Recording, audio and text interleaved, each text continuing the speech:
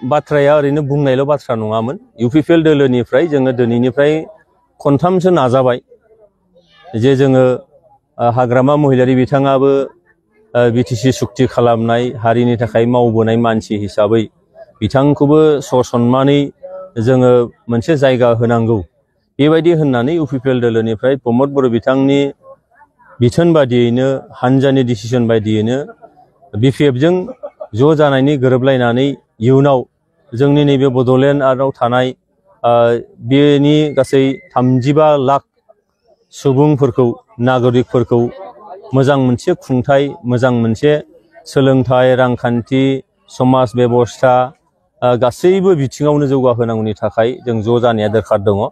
बे खोथाखौ साननानै जोंनिफ्रायनो इनिशिएटिभ लाग्रोनाय जादोंमोन। नाथाय थाङै थाङै हाग्रामा महिलारि बिथाङा शिबआ सोर जागोन होननानै जेब्लाबो प्रश्न खालामो आरो शिबखौनो लानानै बिथाङा जेब्लाबो हयथ' सिमां नुयो। जायनि थाखायनो शिबखौ गाव जानो मोनगोन ना मोना बे बाथ्राखौ बिथाङा सानग्रोनानै बे खौसेथिनिखौ जेब्लाबो सिमफायबाय थादों।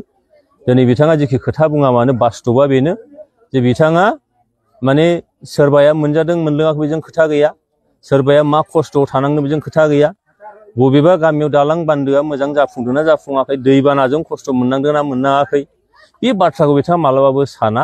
बिथांनो खालि नांगौ पावारखौ नांगौ गोहोखौ नांगौ शिबखौ बिथाङा जानो मोननांगौ।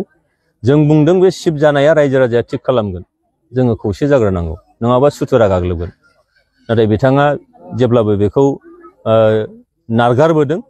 बेनिखायनो दिनै बिथाङा जुदि फैथारलाबालाय आरो माथोबाव, जायनि थाखायनो बिथांनि एकदम सुक्ति खालामनाय आगसि आगदा लिडारफोर, बिथांनि जिल्लानि लिडारफोर, ब्लकनि लिडारफोर, सेलनि लिडारफोर दिनै बिथांखौ नागारनानै दिनैहाय इउपिपिएल दोलोआव हाबफैदों। सोरबाया गुबुन हान्जायाव थांदों। जों नुयो दिनैहाय बिथाङा हारसिङैनो दिनै जोबोद उन्दै उन्दै सेंग्राफोरखौ लानानै दिनै खामानि मावनो गोनां जादों। आरो बे बिथांनि थाखाय थांनानै थानाय समावनो गावनि गोरोन्थिनि थाखायनो गावनि अख्रानि थाखायनो दिनै बिथाङा शिबाथ' बहा फैबाय थानाय बिसायख'थियाव बे एमसिएलए जानो हागोन ना हाला बे जिनिसानो साननो गोनां बाथ्रा।